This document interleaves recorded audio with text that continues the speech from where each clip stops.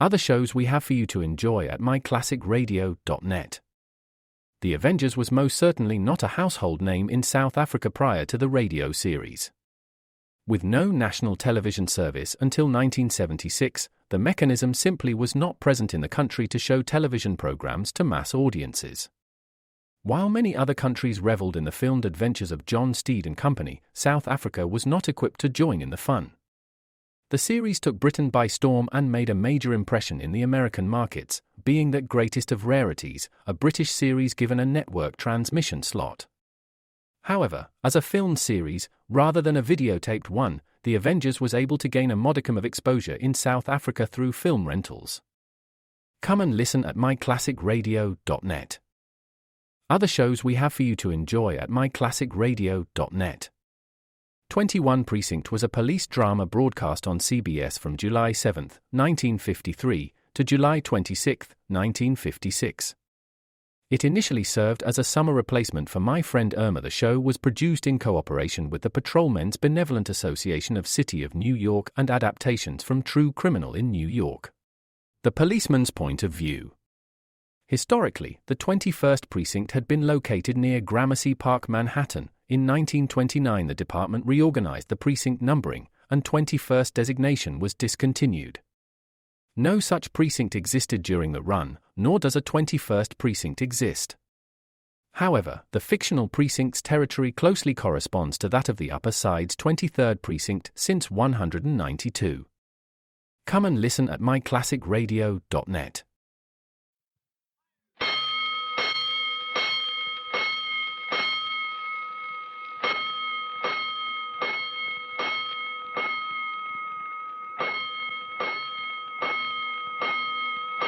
Five bells. Stand by all stations. Attention, all districts.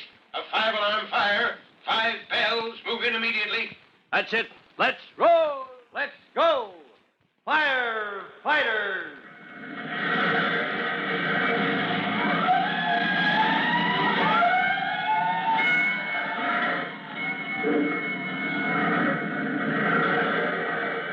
Presenting Firefighters, the true-to-life story of our unsung heroes who stand ready to ride by day or night against our most murderous enemy, the demon of fire.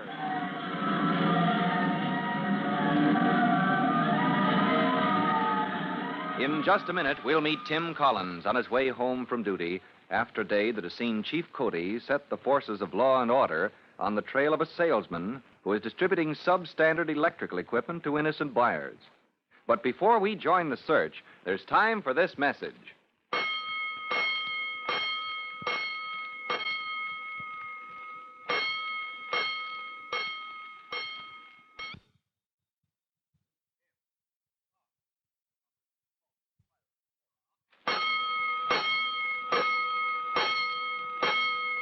Let's go, firefighters. Let's go to the quiet neighborhood where Tim Collins lives. As you remember, Tim has finished his tour of duty with Engine Company 209, and just a moment ago, as he turned the corner of his own street, a woman's voice hailed him. The voice of Miss Andy Layton, old friend of his mother's, who said, Tim! Oh, please do thank your mother for me. It was so thoughtful of her, sending that salesman to me. The salesman, Miss Layton? What for? To show me this wonderful bargain. See, these electrical cords for my flat iron. Oh, good grief. Your mother took 3, he said, and it was such a bargain she asked him to come and see me, and I bought 2 for myself. Miss Layton, you haven't tried to use these cords, have you? Oh, not yet. I was on my way to work when he stopped me this morning, and I've had them at the office all day, but... What did he look like? The salesman, I mean. Why, like anybody else, I suppose. What difference does it... Miss Layton, please, try to remember. Was he tall, short? Why, I suppose he was about as tall as you are, Tim. He was? Well, as tall as your shoulders, anyway. You've shot up so, Tim, since you were just... Yes, and his face, was he clean-shaven? Why, yes, he was, except for a little mustache. But, Tim, I don't know why you were asking me all these... Please, Miss Layton, any other marks? I mean, things you noticed about the fellow that sold you these cords? No, nothing at all, except the gold, too. That's the man. Miss Layton, you mustn't use these electrical cords. Why, Timothy, you're not telling me what I mustn't do. I don't mean it that way, Miss Layton. I mean, well, those cords are dangerous. Nonsense. They're every bit as good as the cords you buy in the stores. And they're a wonderful bargain. But look at them. flimsy, poorly made. And where's the tag? See, there's no tag, no sign that they've been approved for use. Oh, fiddle-dee-dee. Here's my rooming house. But, Miss Layton, those cords aren't safe to use. You could start a fire. Timothy, you mustn't talk such nonsense to a person old enough to be your mother. Now, you run along home. Good night. Miss Layton, wait. Good night, Tim. Miss Layton. Oh, good grief.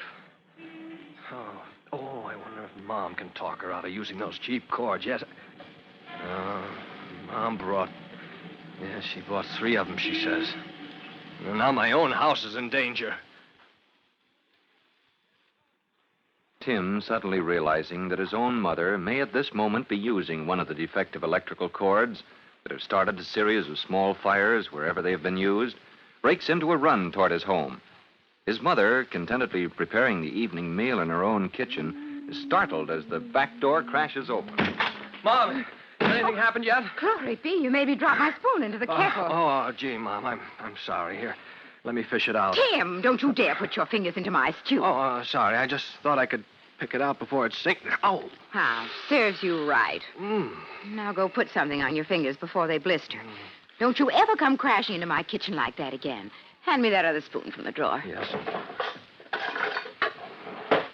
Here you are, Mom. I guess I got excited. You certainly did. Don't suppose you could tell me just what's the trouble with you tonight, young man? Well, it's those electrical cords, Mom. They're dangerous. You mustn't use them. All right, I promise. Though, of course, I still don't know what you're talking about. Why, those cords for the toaster and flat iron and things. The ones you bought from that salesman this morning. What cords? What salesman? Let me feel your forehead, Tim. Mom, I don't have any fever. I'm just saying... Look, you did buy some electrical cords from a salesman, didn't you? Miss Layton said you did. Andy Layton? Huh? Whatever gave her such a notion? When I buy cords, I get them from somebody I can trust. And I make sure they have a tag on them to show they're safe to use. But the salesman... But your father taught me that years ago, Tim. Why, you could burn the house down with an electrical cord that isn't up to standard. But that salesman, Mom, he told Miss Layton you sent him to her. I? Why, he must have been making that up out of whole cloth. Oh, that's it. He did. He told her that cock and bull story to get her to buy some cords for her flat iron. Oh, good grief. Mom, will you talk to her? I tried to tell her, but she wouldn't listen. Well, I don't blame her if you jumbled it all together like this. What do you want me to tell Miss Andy Layton? That the whole city is trying to trace that salesman because those inferior cords he sells are so bad they start fires wherever people use them. Oh, as bad as that, Tim. It's pretty bad, Mom. And if she uses that flat iron of hers with one of those cords, well, that rooming house she lives in isn't any too fire resistant. Tim, I'm going over there and talk some sense into Miss Layton. Oh, Mom, that's wonderful. And I'm going right now. You watch my stew. You bet, Mom. And I'll phone Chief Cody, too. I'll be back in a jiffy. Tell Jimmy and Trudy to set the table. I won't even wait to fix my hair.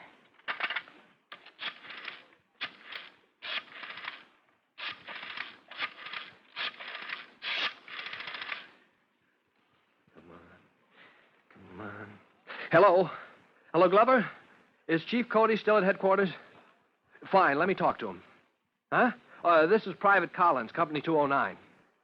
Okay, I'll hold the line. Chief Cody? Yes, sir, this is Collins. Yes, sir, I've got a line on that salesman you're looking for. Yes, sir, I know it's the one.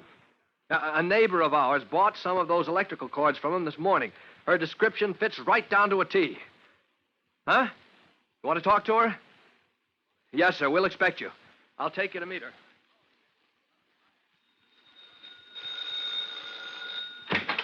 Oh, come in, Chief. I was waiting for you. Right, Collins. Well, let's not waste any time. That woman must be warned not to use that stuff she bought. Oh, it's all right, sir. Mom went over there to do just that. Only a moment before I phoned you to report. Good. Now, then, if you'll take me over there, I'd like to question her. Make sure she can identify that rascal who's selling these things. Yes, sir. There's just one thing. Well, if you could wait a few minutes, long as Mom has warned her anyway. What? Wait a few minutes, Collins. Well, what for? Well, sir, Mom told me to... Well, you see, sir, when I came in, she was in the kitchen and... Oh, so you're doing relief duty as cook, is that it? Yes, sir. Yes, sir. Mom's orders were to watch the stew. Well, then, all you can do is obey your commanding officer, my boy, until relief. Yes, sir. Won't you wait inside until my relief comes? Well, don't mind if I do, Collins. Unless... Uh-oh, here's your relief coming now. Mom? Yeah. coming full speed up the street. Well, good evening, Mrs. Collins. Oh, Bob Cody, I'm so glad you're here. Did you warn Miss Layton, Mom? But I couldn't catch her, Tim. She wasn't there. What? Oh, I don't like that. Oh, you mean she'd gone out by the time you got there? Gone out for the evening. Nobody knows where. I asked the landlady to be sure to tell Andy not to take any chances. Yeah, but who knows if she'll get the message in time or pay any attention to it if she does. Well, I guess that's all we can do for tonight. Oh, good grief. Doesn't that salesman realize what damage he's doing? Yes, well, he'll realize it all right when I get near enough to talk to him. So, the attempt to protect Miss Andy Layton from her own carelessness in buying substandard electrical cord for use in her rented room comes to a standstill, at least for the night. And early the next morning, soon after Tim reports for duty with Engine 209. Stand by!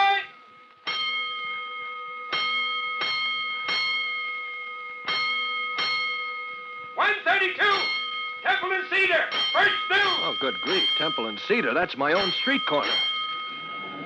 All clear back there. All clear. Come on, step on it, Gonigal. Give me a lift home. Let's go.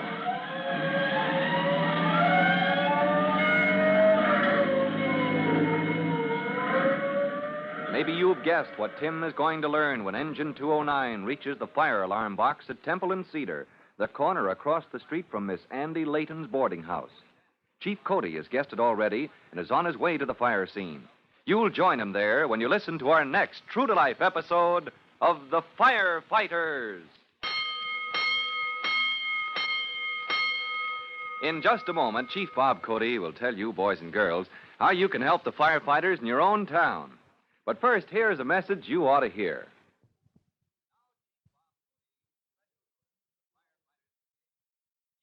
And now, Chief Bob Cody with a special notice for the Firefighters Brigade. Chief Cody. Hello, boys and girls. This is your friend, Chief Cody. And today I'd like to review our brigade list of common fire causes. I'll get that notebook of yours out, and let's check against my master copy right here. First, we listed matches and smoking. Second, poor housekeeping, which means don't let those papers and rubbish pile up. Then came storage. And every rookie firefighter knows that work clothes or rags should be stored in closed containers. Fourth on our list is cleaning cloths, which we tag dangerous, unless they, too, are stored away in tight containers. Fifth, we listed oily material, things like lint, sawdust, and cotton waste, which Safety First tells us to get rid of because they catch fire mighty easily. Sixth on our brigade list is packing material. So next to that, let's write, store all packing materials in airtight containers. Now for number 7, sparks. And for sparks, our slogan is, be alert. Be watchful of dangerous sparks. And now, here's a new one for your brigade list, machinery. Yes, sir. Overheated or worn-out machinery is a fire hazard, too. So let's remember to keep a watchful eye on machines of all kinds. Well, that brings our list up to date. So don't forget to study it, and I'll be talking to you again soon. Goodbye for now. Fire Chief Cody and the young rookie fireman Tim Collins will be back on the same station the next time you hear... That's it. Let's roll.